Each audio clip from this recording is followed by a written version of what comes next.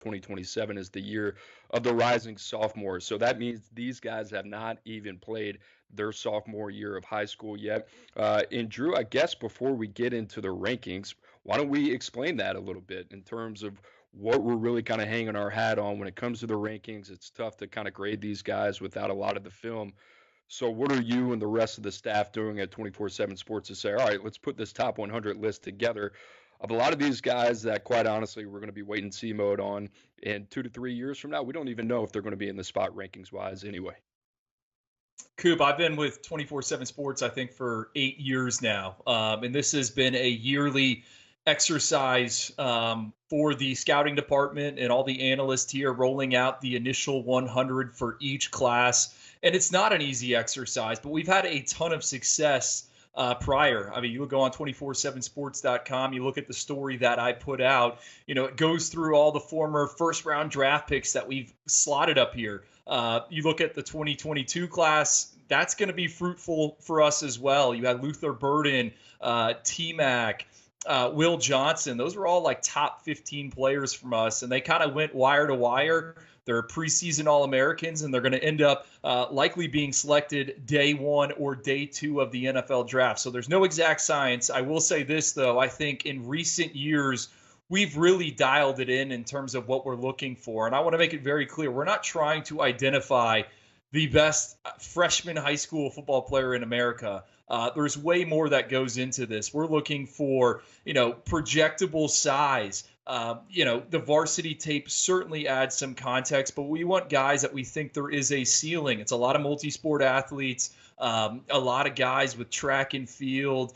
So it's a combination of things. We've seen these individuals, whether it be at camps, 7-on-7 tournaments. We've seen them out on the road. So it's a lot that goes into it. There's certainly going to be changes, but Cooper, I feel really, really good about the top of the board.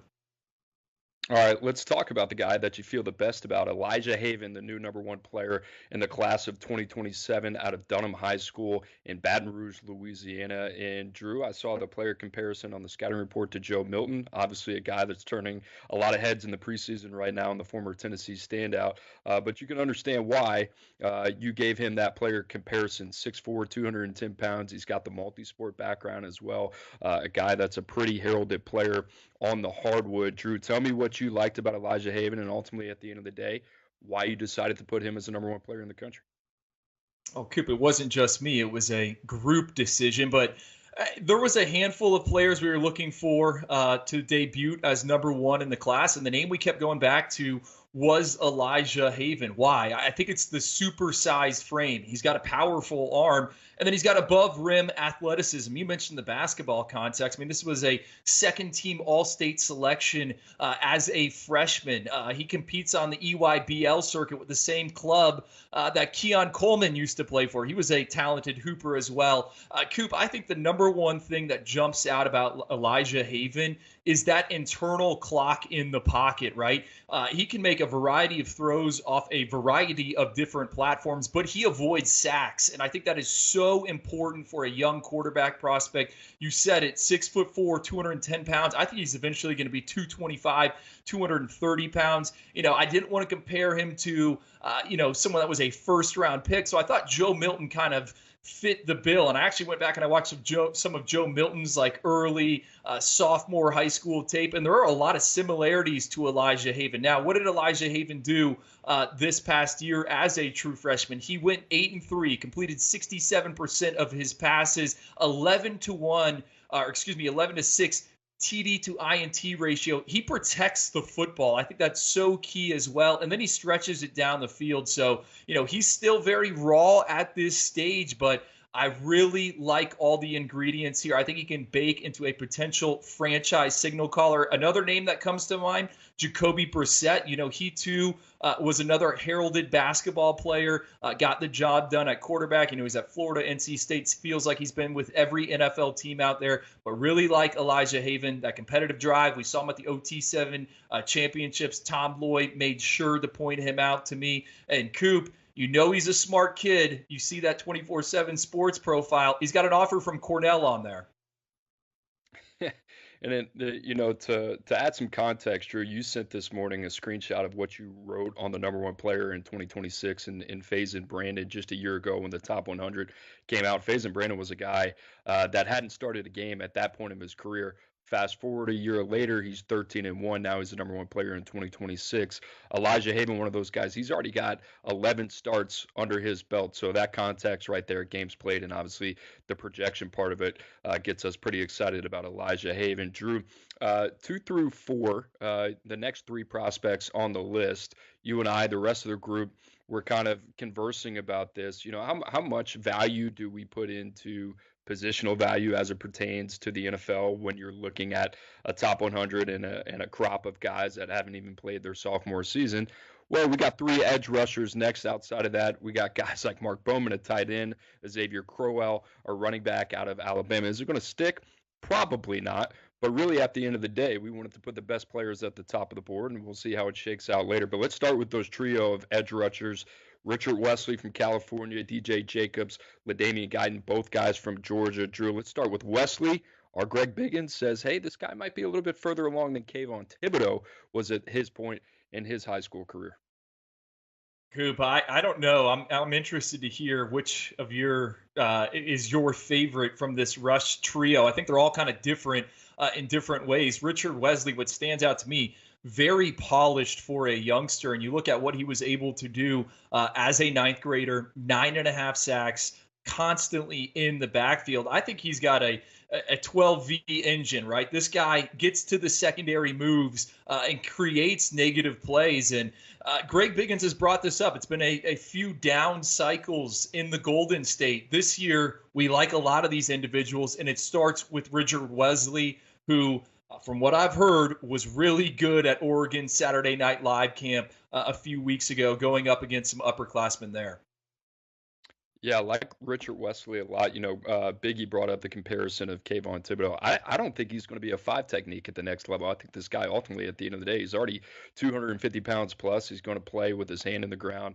Ultimately, a guy that is going to probably slide inside at some point of his career. But in terms of the best way to describe him, I think the word would be polished. That's what you talked about.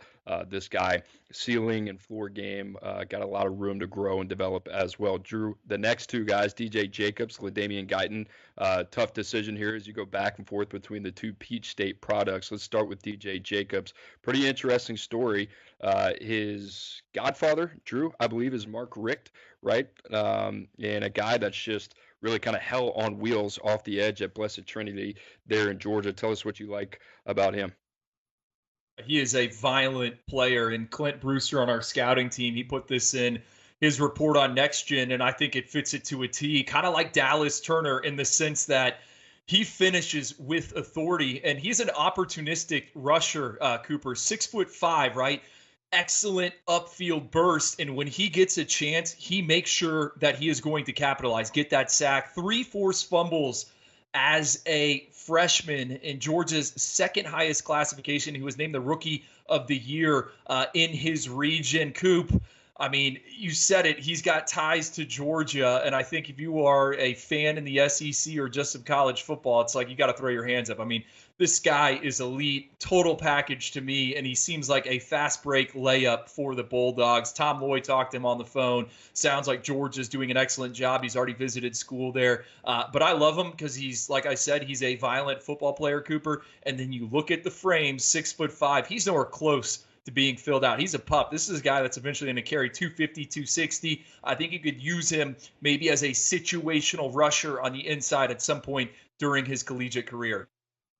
They just grow these guys on trees out of the state of Georgia. The other guy, LaDainian Guyton, same school as Elijah Griffin, the 5-star in 2025. You put those 2 together, 2 guys that are very, very difficult to block. But, Drew, this was the one, just in terms of length, the height, weight, speed qualities that you see, the track and field background. LaDainian Guyton, I know we love to talk about, hey, are these guys going coast to coast? These trio of pass rushers, even though Richard Wesley is probably going to grow into a guy that's going to be a bigger defensive lineman, Jacobs and Guyton off the edge. But specifically Guyton here, I want to talk about just your kind of vision of him and maybe how he compares to a guy like DJ Jacobs.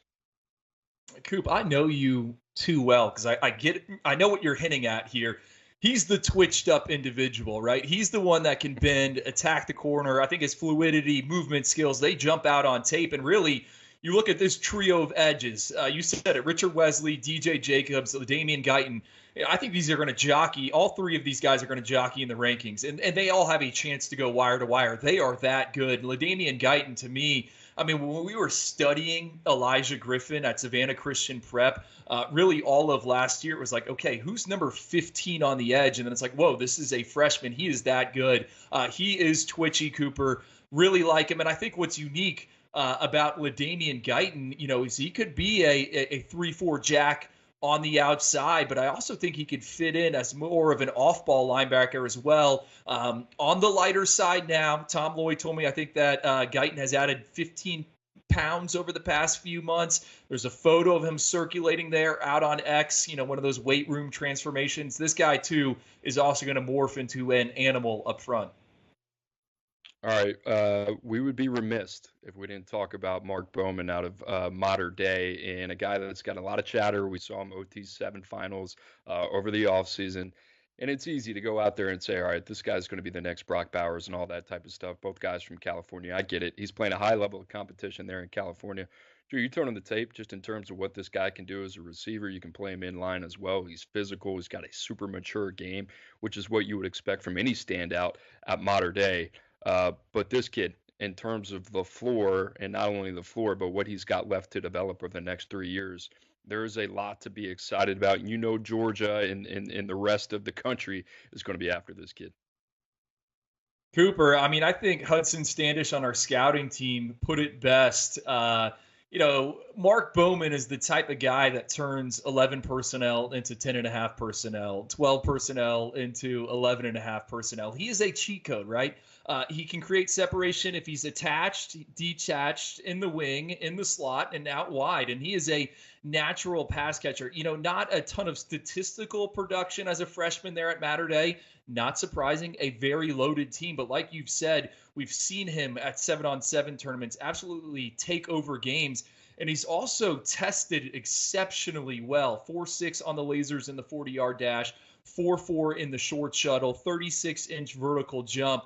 I think, Cooper, with where the NFL is going, we're going to see more teams passing out of 2 and 3 tight end sets. This tight end position, these guys that can carry a passing game are going to only be valued more and more. Huge fan of Mark Bowman here, and excited to see where he ends up in college, because I think someone's going to be getting a guy, again, where it's going to unlock a ton of things in that passing attack.